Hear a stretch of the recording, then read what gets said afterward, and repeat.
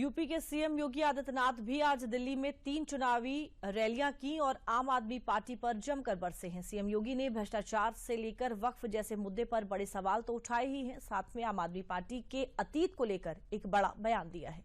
देखिए पूरी खबर इस रिपोर्ट में।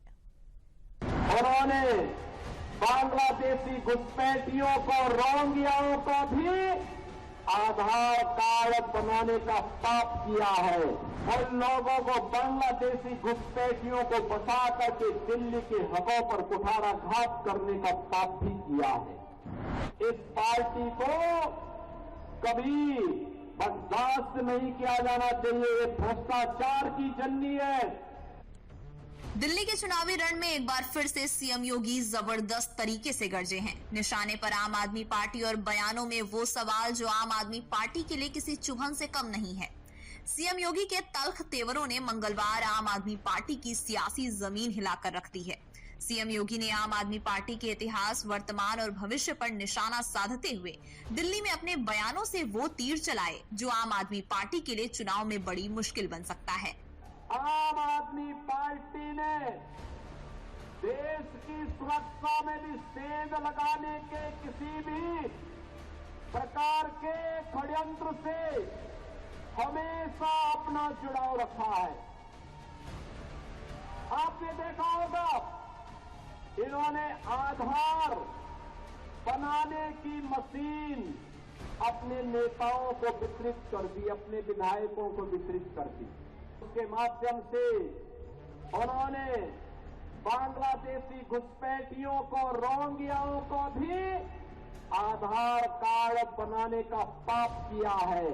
और यहां पर दिल्ली के अंदर ओखला में औद्योगिक निवेश की वजह यहां पर उन्होंने उन लोगों को, बांग्लादेशी घुसपैठियों को बसा करके दिल्ली के हकों पर कुठाराघात करने का पाप भी किया है। यह आम आदमी पार्टी दिल्ली के हकों पर, दिल्ली की सुरक्षा पर, दिल्ली के नौजवानों के अधिकारों पर, दिल्ली की बहन और बेटियों की सुरक्षा पर सेंध लगाने वाली पार्टी है।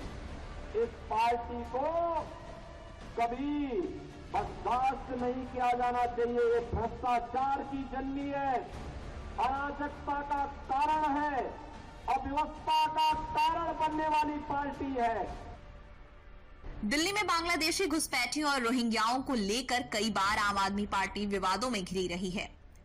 हालांकि कभी दिल्ली के एलजी पर तो कभी बीजेपी पर ही आम आदमी पार्टी इसका आरोप लगाती रहती है। लिहाजा इस बार के दिल्ली चुनाव में बीजेपी आम आदमी पार्टी के इस रवैये पर हमलावर है। अब इसके पीछे कारण क्या है, आप ये समझिए। 1997 में सुप्रीम कोर्ट में दिल्ली सरकार की ओर से दिए गए एक शपथ पत्र में अवैध बांग्लादेशियों की संख्या 13 लाख बताई गई थी। उस हिसाब से अनुमान लगाया जा रहा है कि इस समय दिल्ली में 25 से 30 लाख अवैध बांग्लादेशियों की आबादी होगी, जिसमें 50,000 के करीब रोहिंग्या भी शामिल हो सकते हैं। और जो सीएम योगी आम आदमी पार्टी पर फर्जी आधार का आरोप लगा रहे हैं, वो इसलिए क्योंकि पुलिस ने कुछ बांग्लादेशी नागरिकों को गिरफ्तार किया था और उनके पास से फर्जी आधार कार्ड बरामद किए गए थे, जिसके लिए दिल्ली पुलिस ने फर्जी आधार कार्ड के सिलसिले में आम आदमी पार्टी विधायक महेंद्र गोयल को नोटिस भेजा था। अब इस मुद्दे पर अभी तक की आम आदमी पार्टी की राजनीतिक रणनीति की बात करें तो बांग्लादेशी और रोहिंग्या घुसपैठियों के मुद्दे पर वो बैकफुट पर ही रही है। कहीं न कहीं ऐसा माना जाता रहा है कि बांग्लादेशियों का जो वोट अभी तक कांग्रेस को मिलता रहा था, वो पिछले चुनाव में आम आदमी पार्टी को एक तरफा मिला है। जाहिर है कि अब कोई भी पार्टी इस वोट बैंक की खिलाफत क्यों ही करेगी। इसी को लेकर आम आदमी पार्टी पर अवैध बांग्लादेशियों के आधार कार्ड बनवाने का आरोप लगता है। कई बार ये अवैध बांग्लादेशी देश में हुई हिंसा में लिप्त पाए गए हैं।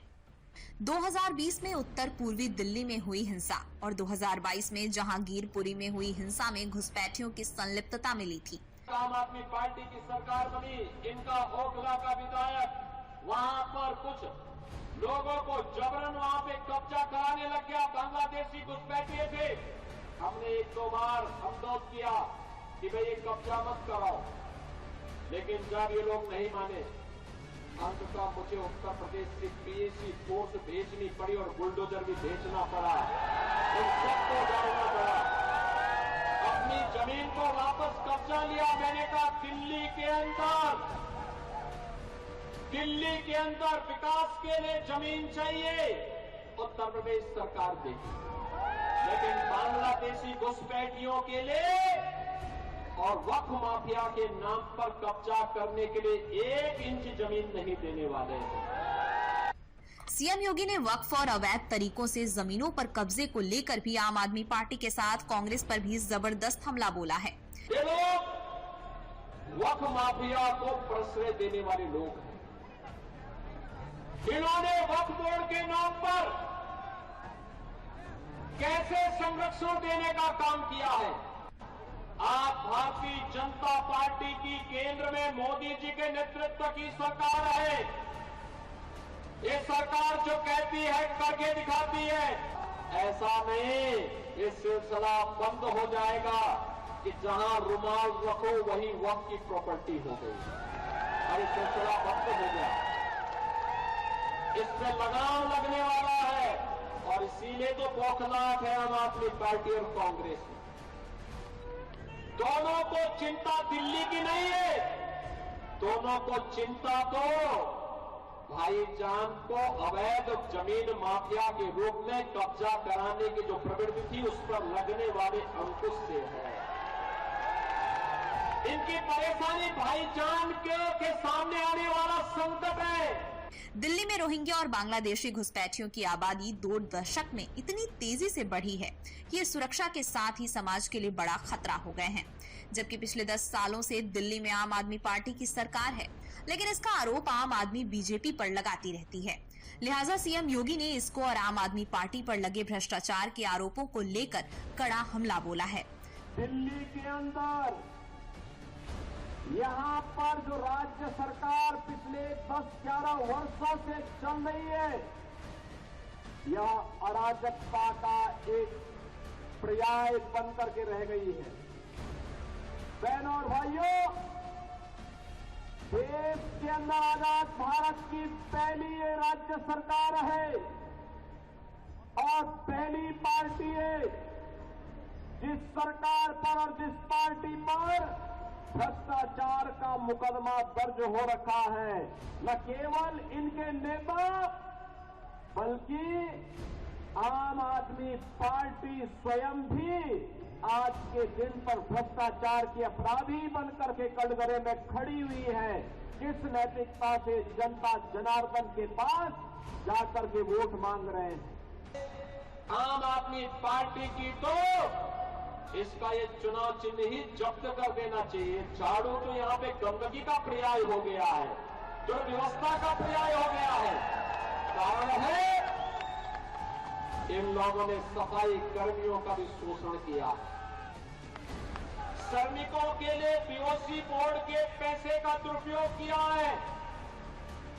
विकास के कार्यों में इन्होंने सेंध लगाई है। विकास के न्याय के लिए आने वाले पैसे को इन लोगों ने बंदर बांट किया है। सीएम योगी ने दिल्ली में मंगलवार को 3 चुनावी रैलियां की हैं। आने वाले दिनों में सीएम योगी की करीब 10 रैलियां अभी बाकी हैं। यानी दिल्ली का चुनाव सीएम योगी के बयानों से अभी और गर्म हो सकता है।